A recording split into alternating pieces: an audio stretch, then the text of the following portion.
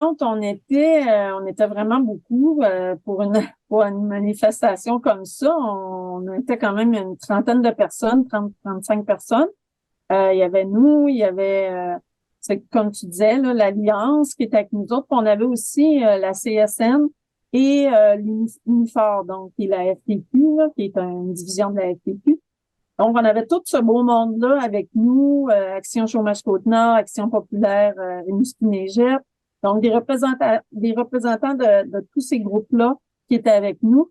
Puis l'idée dans tout ça, c'était de faire une sortie in- intrusive, si je peux dire comme ça, dans les bureaux de Diane Leboutillier. On voulait un peu se rendre, on voulait qu'ils nous trouvent un peu fatigants.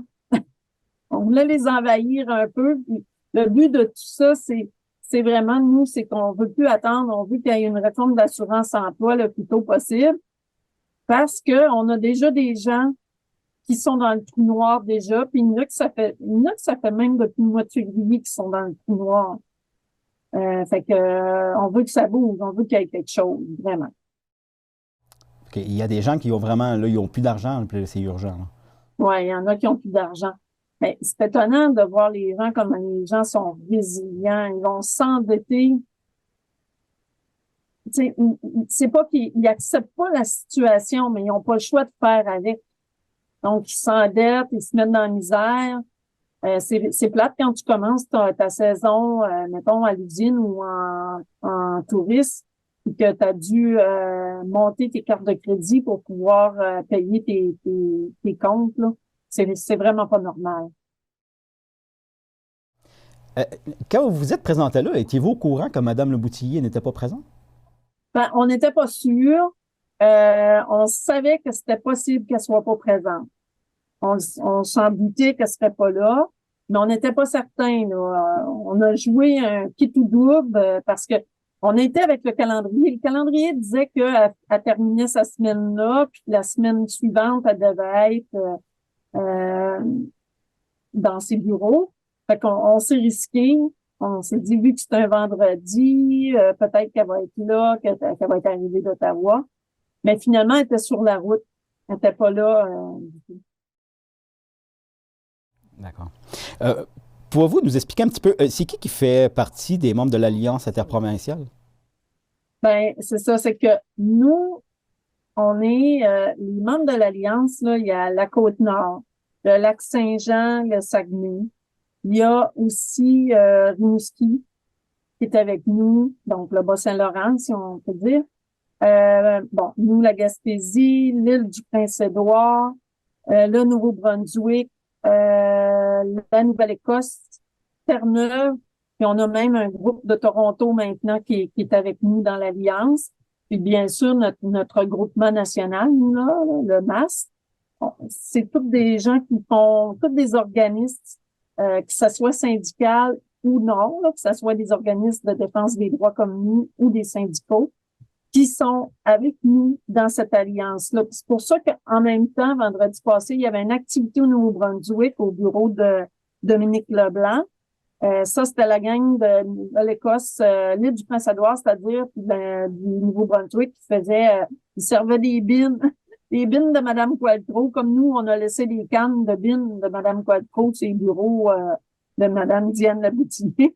Et puis, il y avait aussi à Montréal, trois groupes de Montréal avec des syndicats que eux, ils ont aussi été dans un bureau de députés en même temps, puis que eux aussi, ils ont laissé des cannes de bines Qualtrough. Pouvez-vous nous rappeler, c'est quoi les revendications que vous faites, que vous faisiez, puis que vous faites encore? Ouais, ben en fin de compte, nous, ce qu'on demande, c'est que ça soit 350 à 420 heures. Okay? On est flexible, là. Ça, c'est pour les heures pour se qualifier à l'assurance-emploi. Que ça soit 350, 420, on est correct. On est d'accord avec ça. Maintenant, on demande aussi que les gens aient 70%. Quand ils font le calcul, que ça soit 70% au lieu de 55% pour calculer le taux des prestations parce que on trouve que 55% avec les prix maintenant là, c'est quasiment improbable de bien vivre avec ça. Donc, on demande 70%.